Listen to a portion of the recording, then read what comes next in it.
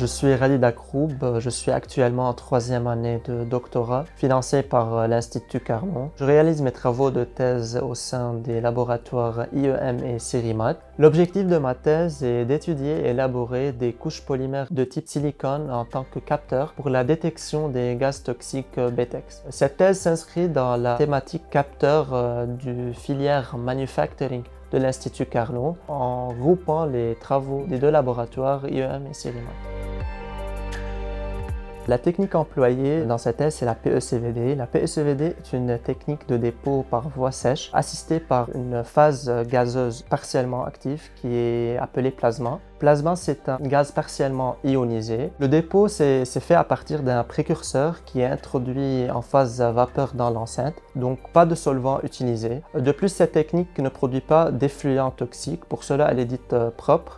En plus, c'est une technique facilement transposable à l'échelle industrielle et elle est largement utilisée dans l'industrie, surtout par exemple dans la microélectronique pour la fabrication des microprocesseurs ou dans l'optique pour la fabrication des verres de lunettes anti-reflets ou même dans les revêtements de protection.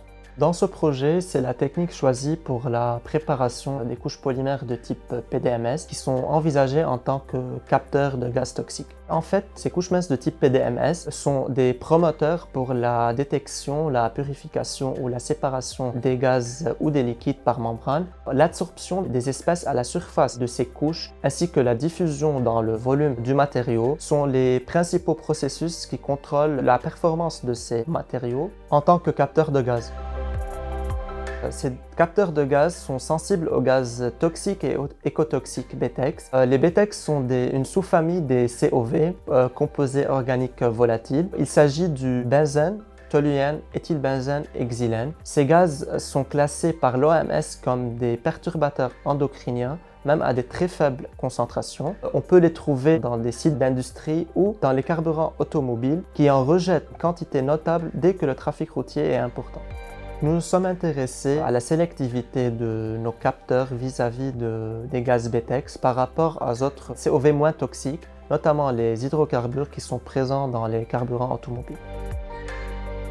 On a pu élaborer et étudier une large gamme de matériaux avec des décharges plasma avec différents niveaux énergétiques. La composition et l'architecture chimique des couches minces ont été élaborées à l'IEM et au Cerimat. L'absorption des gaz a été mise en évidence à l'IEM avec des techniques spécifiques développées à l'IEM comme l'ellipsoporosimétrie et la microbalance à quartz qui permettent d'étudier la modification de certaines propriétés physiques des couches minces en contact avec des gaz.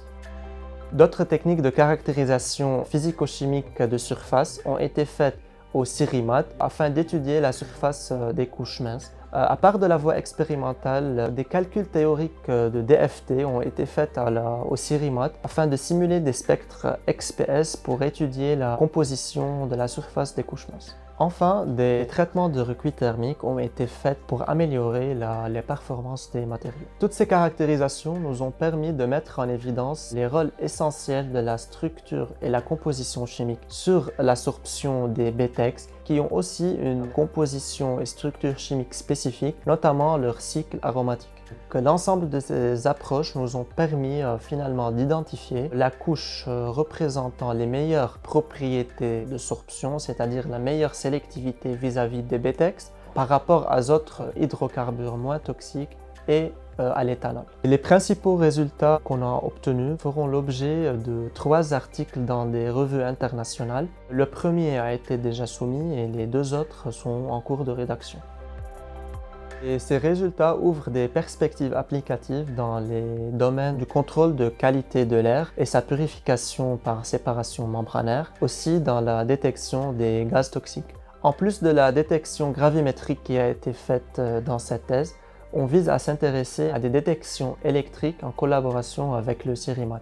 D'un point de vue valorisation, ces résultats de thèse peuvent intéresser les entreprises dans le domaine de la santé et de l'environnement, dont les travaux concernent le contrôle de qualité de l'air et la détection des gaz toxiques, dans lesquels un nouveau capteur portable de gaz BTEX pourrait percer le marché industriel.